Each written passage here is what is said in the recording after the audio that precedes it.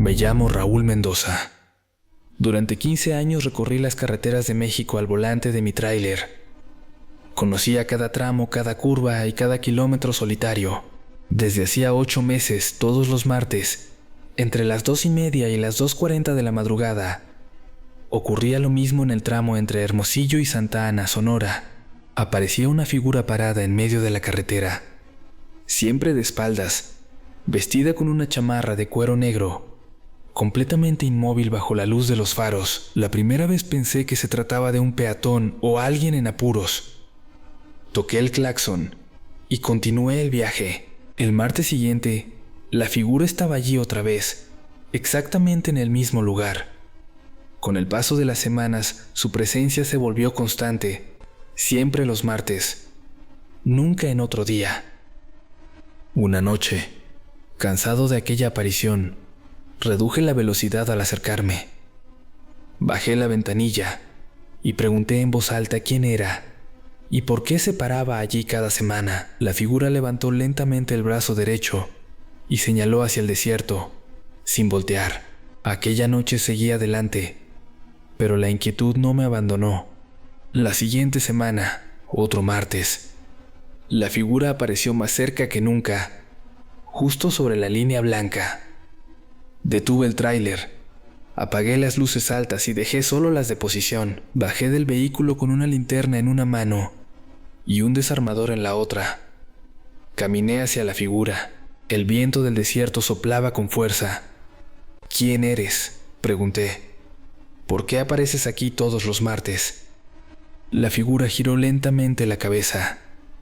Su rostro estaba destrozado, como si hubiera recibido golpes brutales. Con una voz baja, casi un susurro, dijo: «Vamos». No quise obedecer, pero entonces comenzó a caminar lentamente hacia el desierto. Lo seguí. Los abuelos siempre contaban historias. Decían que así se manifestaban los espíritus cuando tenían un mensaje que entregar o algo que mostrar, como algún tesoro enterrado. No sentía tanto miedo como debería. Había algo familiar en aquella presencia, como si me conociera. Avanzamos casi 100 metros desde la carretera. Fue entonces cuando empecé a darme cuenta de lo que ocurría. Su ropa y su cabello comenzaban a descascararse. Mechones de pelo se le caían con cada paso. Poco a poco su figura se fue reduciendo a piel y hueso. El olor que emanaba era insoportable, una mezcla putrefacta que se pegaba a la garganta. Quise huir, pero en ese momento escuché que alguien pronunciaba mi nombre con fuerza detrás de mí. Me giré, alumbrando con la linterna, pero no vi a nadie. Cuando volví a mirar al frente, mi guía había desaparecido. Me tapé la nariz con la mano para soportar el hedor y dirigí la luz hacia adelante. Allí, tirado en la tierra, estaba el origen del olor. Un cadáver en avanzado estado de putrefacción. Me acerqué lo suficiente para observarlo de cerca. Al reconocerlo, caí de rodillas. Podía estar casi seguro de que aquel cuerpo pertenecía a mi hermano. Desaparecido hacía más de un año, mi madre cayó en una profunda depresión tras su desaparición. Todos sabíamos que él nunca había querido una vida normal. Siempre buscaba el dinero fácil. Tal vez esa búsqueda fue lo que lo llevó a este fatal destino. Al final, mi suposición era correcta. Era mi hermano. Llevaba más de 1 año y medio ahí, semienterrado y solo. Seguramente quería que lo encontraran para poder descansar en paz, y por fin lo consiguió. Me llamo Brian, y esto me ocurrió a principios de los 2000. Cuando todavía trabajaba como camionero en las carreteras federales. En esa época paraba siempre en la misma estación de servicio, cerca de Querétaro. Llegaba puntualmente a las 11 de la noche. Entraba a la tienda y pedía lo de siempre: un plato de arroz con un poco de pollo. Desde la primera noche empecé a verla. Ahí, sentada sola en una silla en la esquina, cerca de la puerta de entrada. La puerta quedaba como a 15 o 20 metros del mostrador. Era una mujer de unos 30 años, con el cabello negro y largo, ropa sencilla. Al principio no le hablaba, solo la veía, y ella me miraba a mí. Me observaba fijamente, con una pequeña sonrisa, como si ya me conociera. Pasaron varios días, y la mujer estaba allí cada noche, a la misma hora. Una vez me cansé de tanto mirarnos, y llevé mi plato hasta su mesa. Me senté frente a ella y le dije, «Buenas noches, ¿te molesto?». Ella sonrió más y empezamos a conversar como si nada. Hablamos del clima, de la carretera, de lo caro que estaba todo, cosas normales. Ella reía y respondía con naturalidad. Parecía una persona común y corriente. Lo extraño era la cajera. Cada vez que me veía platicando con ella, me miraba con extrañeza. Siempre, antes de las 12 en punto, la mujer se levantaba, se despedía con la mano y se marchaba caminando hacia la oscuridad de la carretera. Nunca la vi subir a ningún vehículo. Una noche, ella ya se había ido como siempre. Yo estaba terminando mi plato cuando la cajera se acercó, se inclinó sobre el mostrador y me dijo en voz baja, «Creo que voy a tener que prohibirte la entrada a este lugar». Me sorprendí. «¿Por qué?», pregunté. «Si es por la sal que usé, te pago extra. No hay problema». La cajera negó con la cabeza. Miró hacia los lados y me susurró, «No es eso.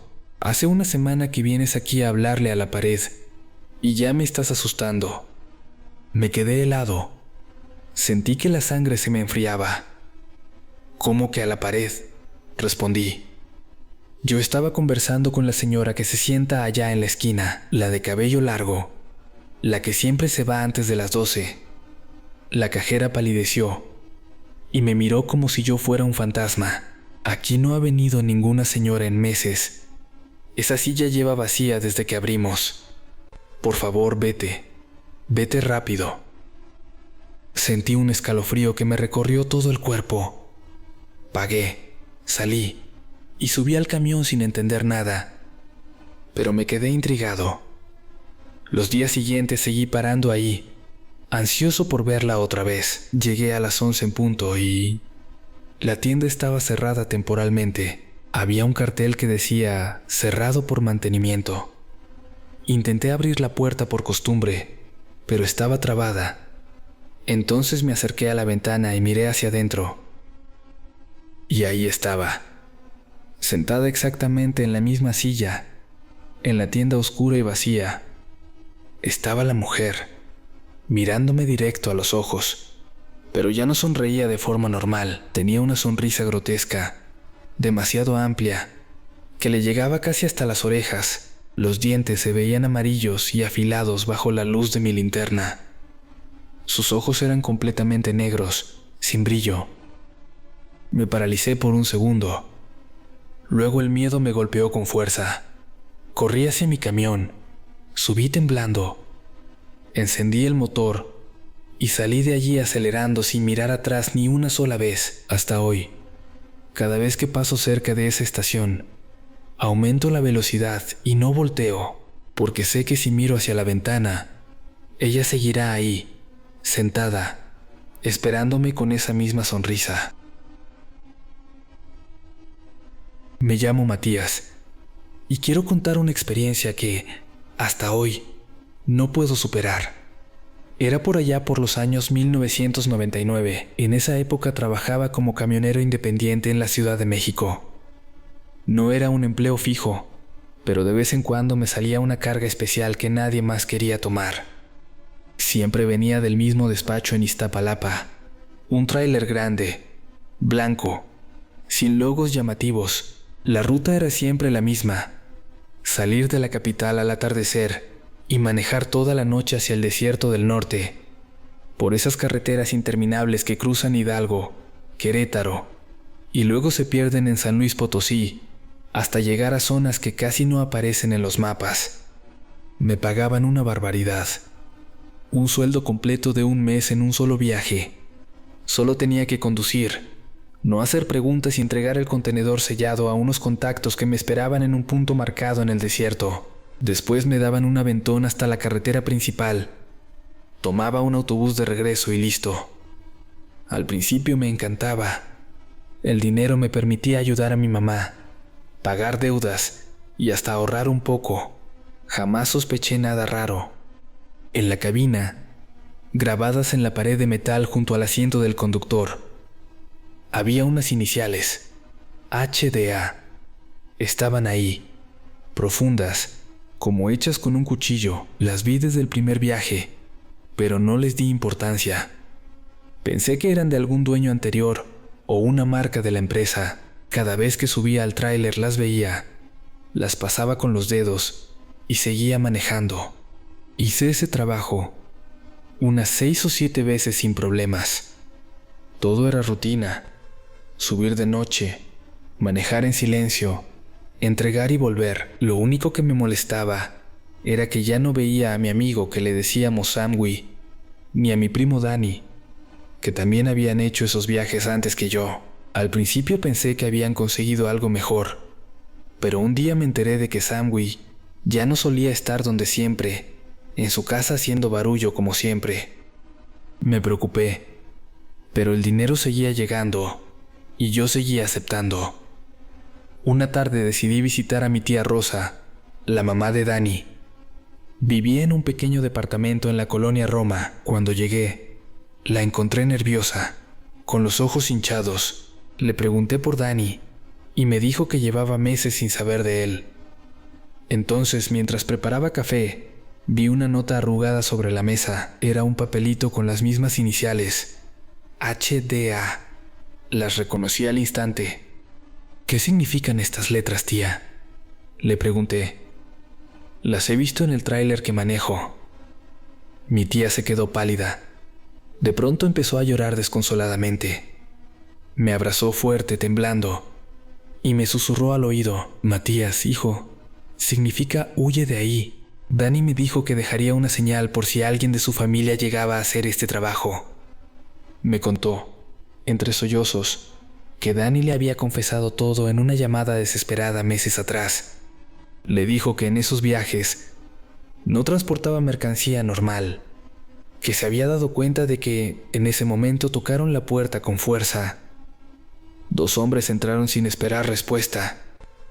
Eran altos, vestidos de negro, con armas y caras serias. Uno de ellos me miró y dijo con voz fría: Vamos, tienes un viaje más. Intenté resistirme, pero el otro tomó su arma y apuntó a mi tía. Nos sacaron a los 2 del departamento y nos subieron al mismo tráiler que yo conocía. Esta vez no iba solo. Me pusieron en el asiento del conductor y un hombre armado se sentó a mi lado. Mi tía quedó dentro del contenedor.